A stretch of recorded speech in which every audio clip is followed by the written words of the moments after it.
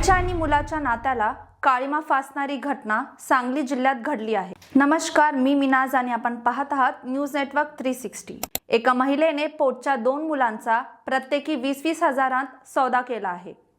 ही बाब बाल संरक्षण विभाग कक्षाला कळाल्यानंतर त्यांनी मिरज शहर पोलीस ठाण्यात तक्रार दिली।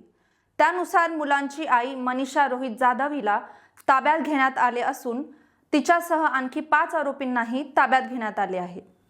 या घटनेबाबत वरिष्ठ पोलीस निरीक्षक किरण चौगुले यांनी माहिती दिली की 17 फेब्रुवारी 2026 रोजी म्हणजेच 5 दिवसांपूर्वी त्यांना तक्रार प्राप्त झाली होती की मनीषा रोहित जाधव हिने आपल्या 2 मुलांचा प्रत्येकी 20-20 हजार रुपयांत सौदा केला आहे।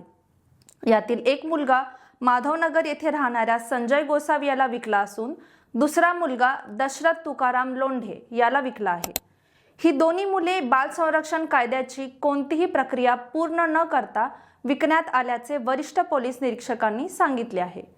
नेमका कायदा काय म्हणतो हे पाहूया। बाळ जर तुम्हाला दत्तक घ्यायचे असेल तर कायदेशीर प्रक्रिया पूर्ण करावी लागते। बाल संरक्षण विभागात त्याची नियमित नोंदणी करून ज्याच्या कायदेशीर रक्षणाखाली बाळ दिलं जातं त्याची सखोल चौकशी त्या विभागाकडून केली जाते। अशी कोणतीही प्रक्रिया मुलाच्या आईकडून करण्यात आली नव्हती, त्यामुळे त्यांच्यावर कायदेशीर गुन्हा दाखल करण्यात आला आहे। पण आपली आई पोटच्या मुलांना विकायला का निघाली होती हे तुम्हाला माहीत आहे का? याबाबत आम्ही सखोल तपास केला आणि वरिष्ठ पोलिसांकडून माहिती घेतली।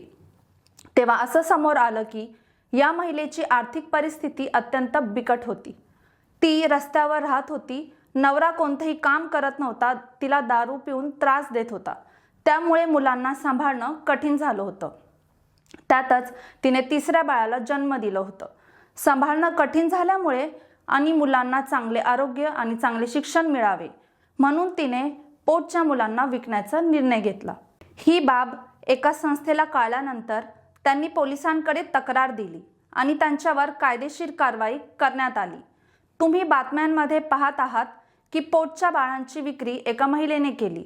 अशी संतापजनक घटना का घडू शकते? वास्तव आम्ही या व्हिडिओच्या माध्यमातून मांडला आहे। तर तुम्हाला ही माहिती कशी वाटली आणि महिलेने घेतलेला हा निर्णय योग्य आहे की अयोग्य आम्हाला कमेंट करून नक्की कळवा।